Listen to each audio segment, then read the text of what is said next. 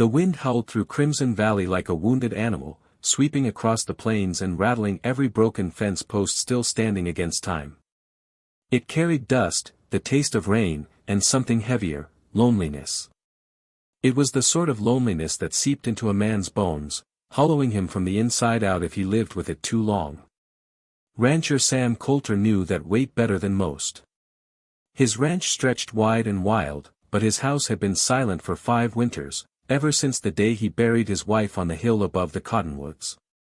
The land still grew under his hands, but his soul had gone barren. On a gray morning thick with clouds, Sam rode into town for supplies. Crimson Valley's main street was quiet, the kind of quiet before a storm. Outside the general store stood a woman, small-framed, dressed in black. She held a worn letter pressed to her chest as if afraid the wind might steal it. Her eyes lifted when Sam stepped off his horse. They were soft, but tired. Not the tired that comes from chores, but the kind that comes from losing too much and hoping too little. "Morning, ma'am," Sam said, tipping his hat. She hesitated, voice barely above a whisper. "Morning." Inside the store, Sam could feel the whispers drift like dust behind her back. "That's Mary Whitaker," a woman murmured too loudly. "Her husband died last spring. Left her with debts and a broken-down shack." Sam didn't join in, didn't even look their way. He'd felt pity's sting before, and he knew Mary didn't need that, not from him, not from anyone. When they left the store, Mary struggled to lift a heavy bag of flour onto her wagon. Her arms trembled under the weight. Sam stepped in quietly, taking the bag from her hands with gentle ease. "You don't have to," she said breathlessly. "I know," he replied softly. "But I want to." She blinked up at him, surprised. His eyes held understanding instead of pity. For a moment, some of the tension in her shoulders eased. A few days passed before Sam rode up to her place, a plain wooden house leaning against the wind like a tired old mule. When Mary opened the door, she looked startled, almost afraid. Sam cleared his throat. "I've been thinkin'," he began, voice steady but rough. "You want a home, and I need children." Mary froze, lips parting in disbelief. "I don't mean it cruel," Sam continued quickly. "I mean a family. Warmth in the house again. You'd have a roof, food, safety. And maybe a reason to smile again."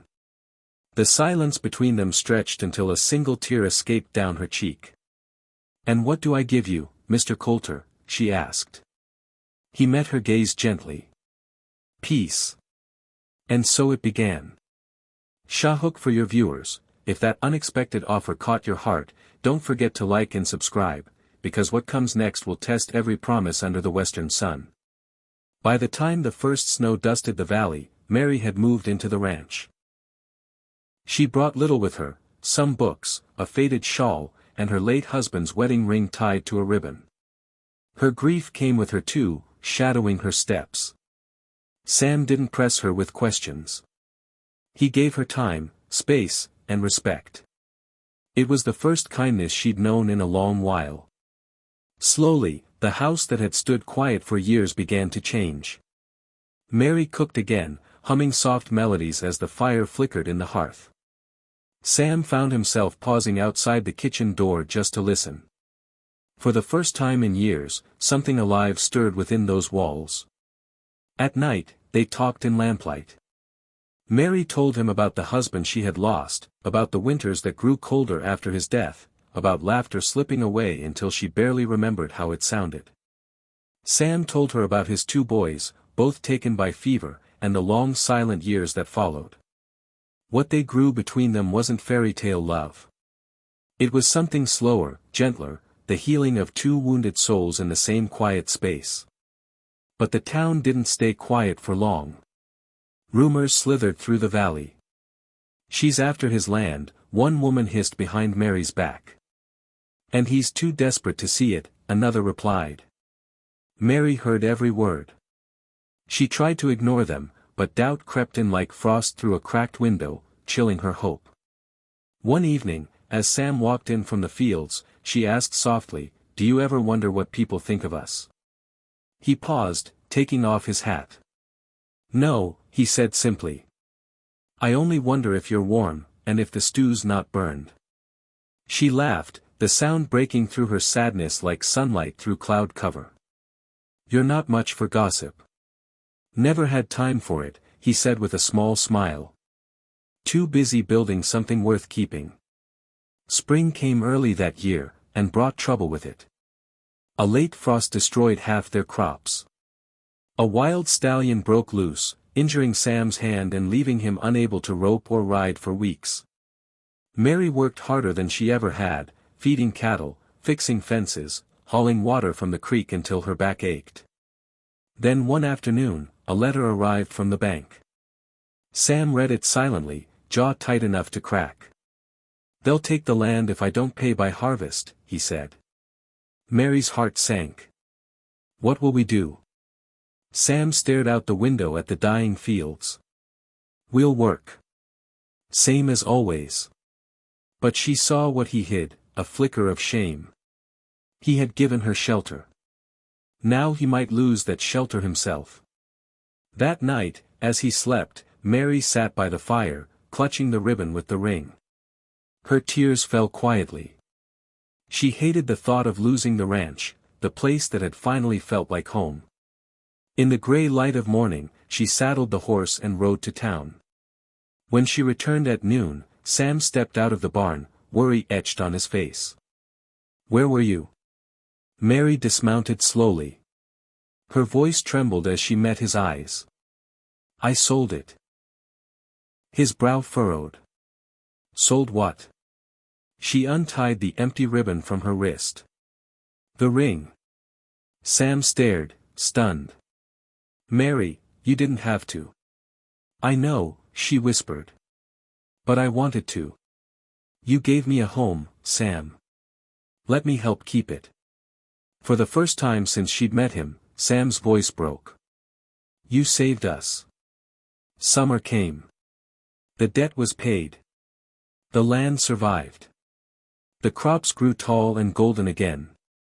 Laughter, real, unbroken laughter, returned to the house. Mary tended the garden that had once been nothing but dry earth, and Sam repaired fences while whistling under his breath. The ranch was alive again. So were they. One quiet evening, as a red-gold sunset burned across the plains, Sam and Mary sat together on the porch. Cicadas hummed in the tall grass.